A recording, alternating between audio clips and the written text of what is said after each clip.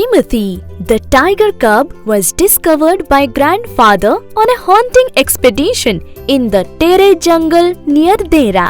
Grandfather was no shikari, but he knew the forests of Shivalik hills better than most people.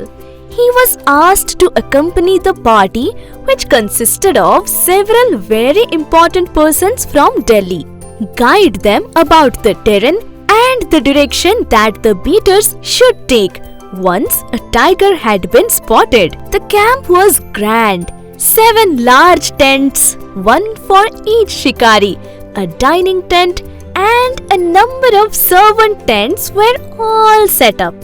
It was not often that one saw hot water plates, finger glasses and 7 or 8 course meals for dinner in a tent in the jungle. But that was how things were done in the days of the viceroys. There were also about 15 elephants, 4 of them with howdahs for the shikaris and the others specially trained for taking part in the beat. The sportsmen never saw a tiger. They did not shoot anything else, though they spotted a number of deer, peacocks and even a wild boar. One day, when they had given up all hope of finding a tiger and were beginning to shoot at jackals, grandfather, who was strolling down the forest path at some distance from the rest of the party, discovered a little tiger about 18 inches long hiding among the dense roots of a banyan tree. Grandfather picked him up and brought him home after the camp had broken up. He had the distinction of being the only member of the party to have bagged any game, dead or alive. At first, the tiger cub, who was named Timothy by grandmother, was brought up entirely on milk, given to him in a feeding bottle by our cook Mahmood.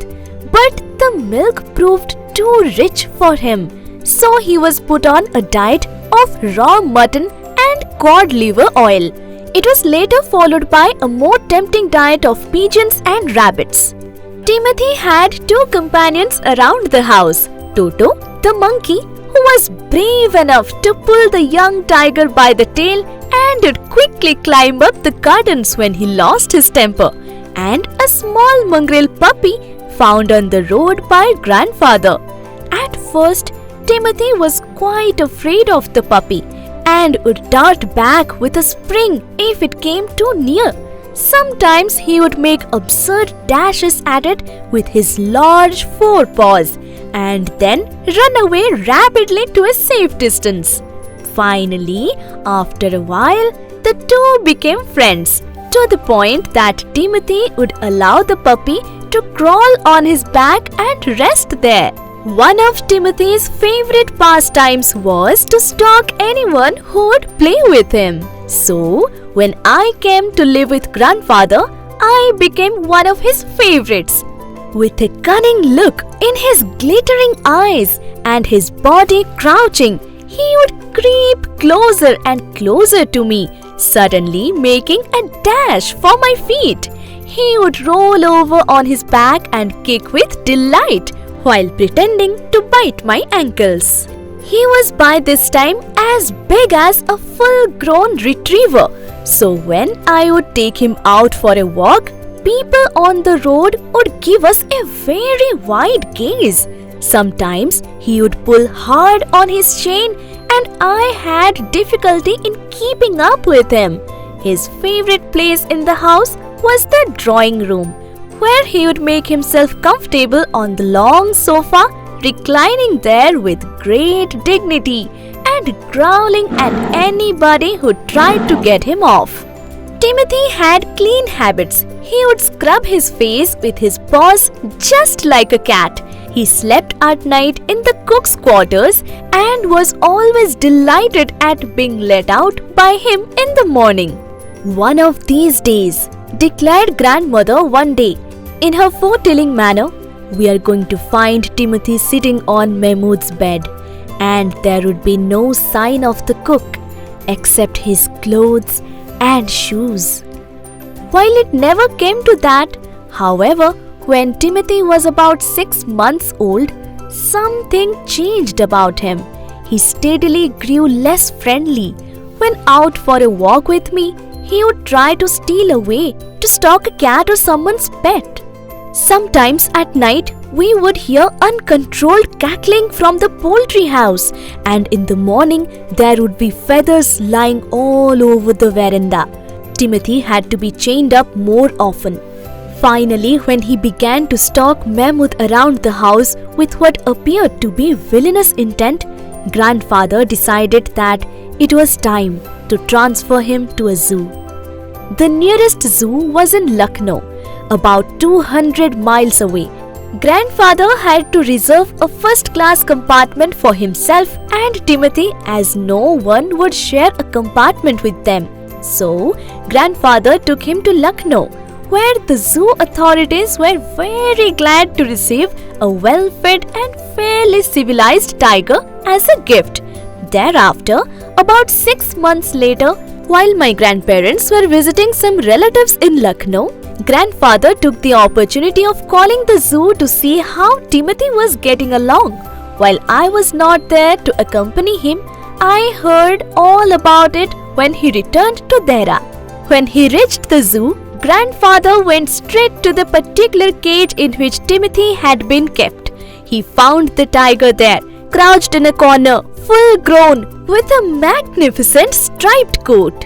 "Hello, Timothy," said grandfather, climbing up the railing with ease and putting his arms through the bars of the cage. The tiger approached the bars and allowed grandfather to put both hands around his head. Grandfather lovingly stroked the tiger's forehead and tickled his ear.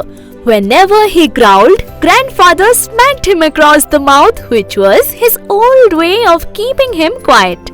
He licked grandfather's hands affectionately, but sprang away when the leopard in the next cage growled at him.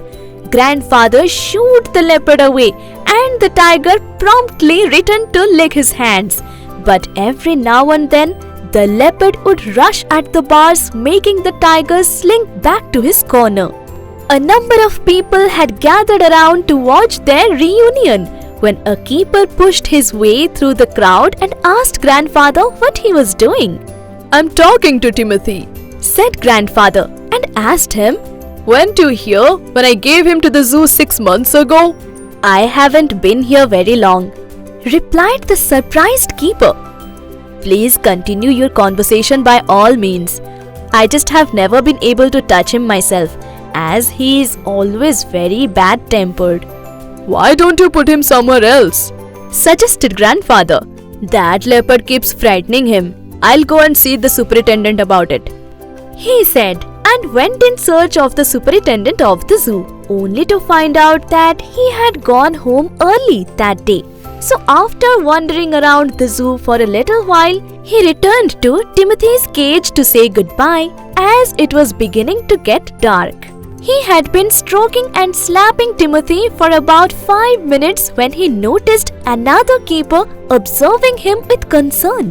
Grandfather could recognize him, as he was the keeper who was there when Timothy had first come to the zoo. "You remember me, don't you?" asked grandfather. "Now why don't you transfer Timothy to another cage, away from this stupid leopard?" I know," he said, continuing. "I realize that he's no longer mine, but you could at least take a suggestion or two from me, right?" "I remember your tiger very well, sir," replied the keeper. "He died 2 months ago," he said in a serious voice. "Died?" exclaimed grandfather. "Yes, sir, of pneumonia. This tiger was trapped only last month, and he is very dangerous." Grandfather could think of nothing to say. The tiger was licking his arm with increasing relish. Grandfather took what seemed to him like an age to withdraw his hand from the cage slowly.